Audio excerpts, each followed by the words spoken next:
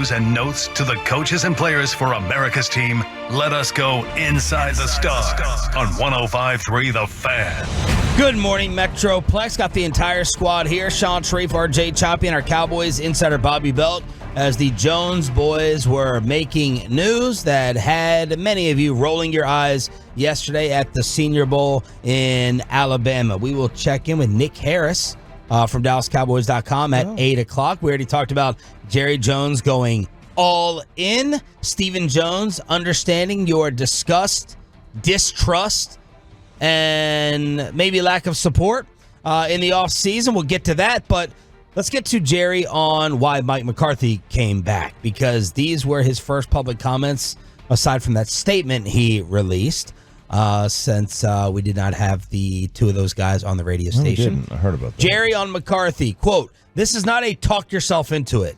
It obviously gives you a lot of things to consider and think about. Everyone has options. This is one I'm very comfortable with. I felt good during the year with the job that Mike was doing. The team was responding well. We were all disappointed we didn't win that Green Bay game. We had visions of a lot better than that. We all did. But there are things that we can take moving forward. Dak has improved, and we told y'all this would be Jerry's calling card here. Dak's MVP type season under McCarthy. Jerry was going to definitely point to that and use it as a reason to justify Mike keeping his job. Dak has improved since McCarthy has been here, and I think we can look forward to that improvement. There's more there to get in terms of Dak with Mike." So that's Jerry Jones talking about the return of Mike McCarthy. All right. That's it makes sense from his standpoint not to want to restart. Right. He has never wanted to restart. He hasn't wanted to restart in 25 years. He just hasn't. He never has. And that's part of why they're always good, and it's part of why they never get over the hump and they're never good enough. But this is kind of par for the course for Jerry. I don't think this is a major surprise. Yeah, I don't think it's a surprise. I think it's negligent. Like, honestly, I think where the negligence comes in is he doesn't want to completely restart, but he also doesn't want to move forward. He is at a stretch.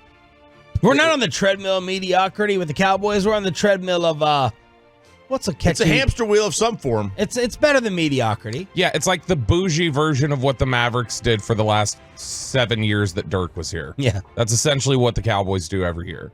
And look, maybe they'll change things up. Maybe he's honest about, hey, we're going to really go all in and be aggressive and do some different things, and I expect us to play in the free agent waters or whatever else. Fine. Maybe you make some big trade. You've made some trades in the past for big players. Okay, fine. Maybe you do something like that. But I think it's just tough from an angle of disappointment, and you're playing below what you were supposed to. Again, I don't think it's a problem if you don't have good players.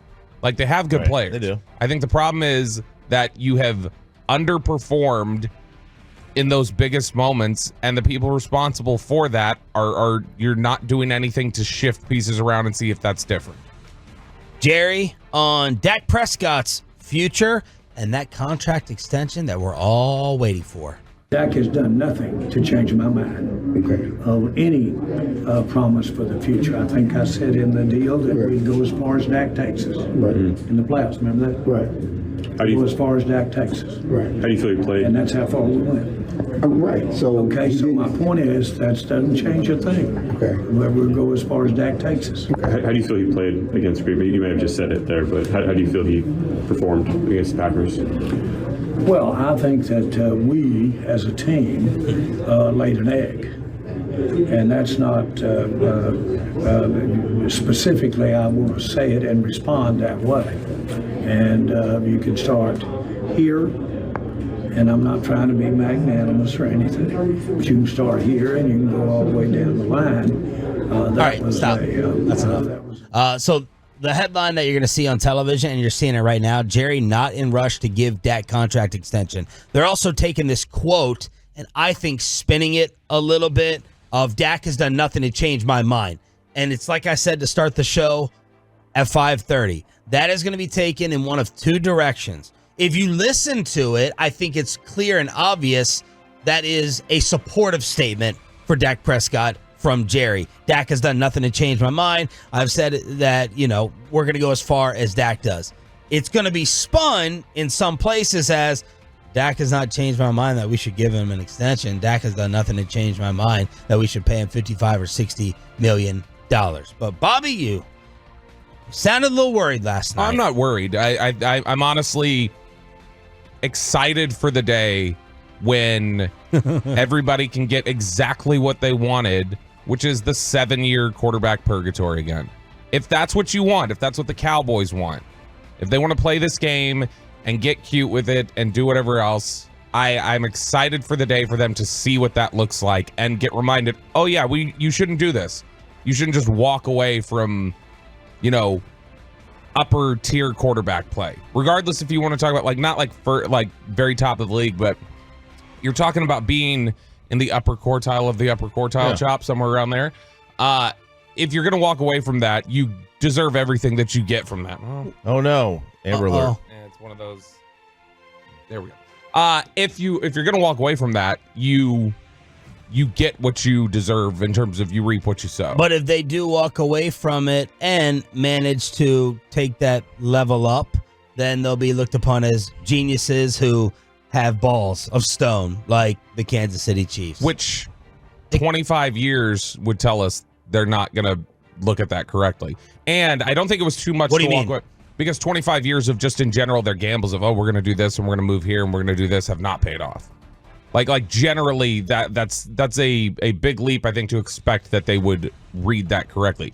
And most of the time, I don't think everybody always draws that one, the Mahomes Alex Smith one. Alex Smith was not considered universally a top 10 quarterback. Yeah. Like you were not walking away from him. No, he was efficient, but he didn't do anything to win you games. Right. And so I think that when you've seen teams as much as everybody goes what does Kirk Cousins do or whatever else, Washington saw, when you walk away from Kirk Cousins, what do? You end up making multiple trades to get back in the first round for quarterbacks that flame out. You end up circling back and trying to scoop up Alex Smith and pay him $30 million a year to do doing And those are the types of moves you make when you walk away from quarterback play that is good and keeps you competitive. Yeah, but a Minnesota Vikings fan doesn't have any real, true, genuine excitement that they're ever going to win the championship. Not because of Kirk. If they had Kirk is a part of it. Okay, if they had Kirk is a part of it. You don't listen, and I agree with you. And you can be all pissed off to start the show. I don't care. You're going on vacation after the show. You shouldn't be all furious. I don't know what is up your rear end, but you can look at it one of two ways. And I agree with you on Dak extended, but you have to look at the other side, which Chop is going to bring up. You can stay status quo, which is very, very, very, very good. And I think if the right things fall into place, the Cowboys can be and win the Super Bowl with Dak at quarterback. You do have to allow for the scary but possible scenario that you move off of status quo, which does not have you as a real deal, legitimate, true championship top tier contender every year, and you find something better. You have to allow for that, and that's the Kirk Cousins, Dak Prescott, Lamar Jackson type discussion. I overall agree with you, but you have to be a little bit open-minded to the possibility of an organization rolling the dice and hitting on something bigger and better. Yeah, that's what you want to do. I mean, it's at least a discussion that needs to be had. I mean, absolutely in that room. And I don't. My problem is I don't even think they're having that discussion. I don't even know that they are. But you're right about Kirk, from the standpoint that the risk is, and the risk going in when you move on from Kirk Cousins. The risk is that you're Washington and you're going to Sam Howell and you're about to draft Drake May, and you look up and it's oh crap, it's been what, 6 years, 8 years, something like that. So that is the drawback. But the other side is that this team hasn't even tried. They have not drafted a quarterback in the first round since Troy Aikman. Only one team's gone longer, and that's New Orleans, whose last first-round quarterback was Archie Manning. That's criminal. That's criminal. Now, I'm not saying, and this is not an indictment on Dak. This is not Dak's fault. He's part of the reason. It's if he played better that game, maybe they win. He's part of the reason, but and things are fickle. Things are very, very fickle in this sports world. Brock Purdy is no longer seen as a system quarterback because he made a Super Bowl. If Detroit doesn't blow a 17-point lead, the Brock Purdy discussion is very, very different, even if he had the same second half as he did last week. What do you think they're lining up to do with this? I think it's just looking more I don't think that I don't feel good either way about what they're going to do right now, but I think it's much more likely right now that they would just ride it out, just from the way that you hear people talking about it. You would guess, your best guess is he does not get the extension this offseason? That's where I lean right now, is that they're going to do. And if they do that, I think they think we can just I think they're just ignorant to it. I think they can write it out, get their answer, and then sign him. And then who cares? Like we'll be able to get it done. I don't think they have a healthy enough respect for, no, he will leave if you do that. He'll be ticked. There were a lot of tweaks and changes that went on last year. And a lot of them Dak was not excited about, like just flat out. And I remember I was talking to somebody last year with the team, and they were like, look, they're like, this is a season of change. He's not thrilled about like losing this person or that person. Those are obviously people he thought highly of. And they had said, like, right then, in that moment, if he's a free agent, I don't feel comfortable. Like, if he was a free agent right now today, I don't feel comfortable that he'd be back here. Like, I don't feel comfortable that he'd want to be back here. And that was you could hear frustration in his voice as he went along all this offseason. So after all of that, and he steps up and he plays the way he does, if then they go, we really need to see it another year, then I'm just saying that I would lean towards he's going to then say, okay, well then I will leave. He didn't want to be tagged for a reason. Mm-hmm. He didn't want them to have that power over him for a reason. He wants to be free if they're going to play like that. Look, if they don't extend him, then they do need to just trade him then this offseason. If they're not going to extend him. If they're not going to extend him before the year, or if they have no plans of extending him after the year. Because I think they think we can just do this later. Right. Yeah. Because I think they have an arrogance about it. If they're not going to extend him before the start of the league year, right, then they need to move on from him and just trade him. Because you're right. I think you are right. Like if he gets to free agency, he's probably going to go, because his number for the Cowboys, Florio's always talked with us about this. His number for on the tag for this team is different than for this team, because this team set the tag here, and he knows if he could, you know what I mean? So it's always not always the same. And he knows his number is the cap number. So that's the starting point. If they're not going to, if you think it's a risk that he leaves, then you got to just trade him, get your 2 or 3 number 1 picks, and I would think that his agent would be threatening them too with that. Like, hey, I'm just telling you, because look what this agent, look at the great job he did in Dak's last deal, and you think that he would put that thought into their minds. Like, if you don't do this, he has an ego as well, and he has feelings, and he'll be wanting out. Well, I mean, his agent, Todd France, had the only 3 guys a couple of years ago that didn't sign extensions after being tagged, and then he got all 3 of them to free agency. Like, if you want to just talk about what's in the best interest of the agent to make the most money, it's to expose Dak to the open market. That would make him the most money. And so, I mean... And Jerry said, I'm not going to be discussing any part of it because it looks like that's an issue when it's not. So he definitely knows a lot of things that we don't. He maybe knows that he doesn't have to do it right now, and Dak would sign it. But then there's the other side that Bobby is bringing up. You want to go ahead and give him the middle finger, at least in Dak's mind, and go ahead and play with fire. Yeah, I mean, I always try to apply it back to whenever people are like, why would he go or do this or that?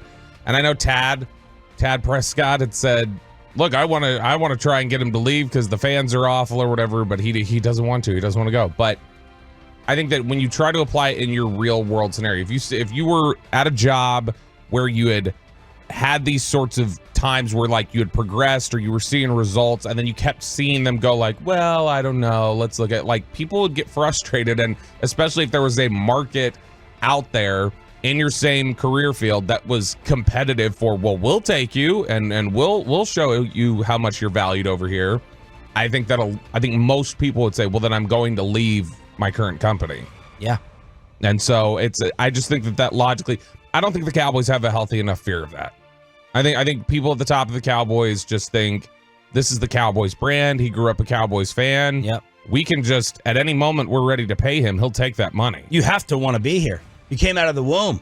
That's in your DNA. It's in your blood. Yep. Why would you go anywhere else? Are you kidding me? That could be a little bit of the arrogance that burns them.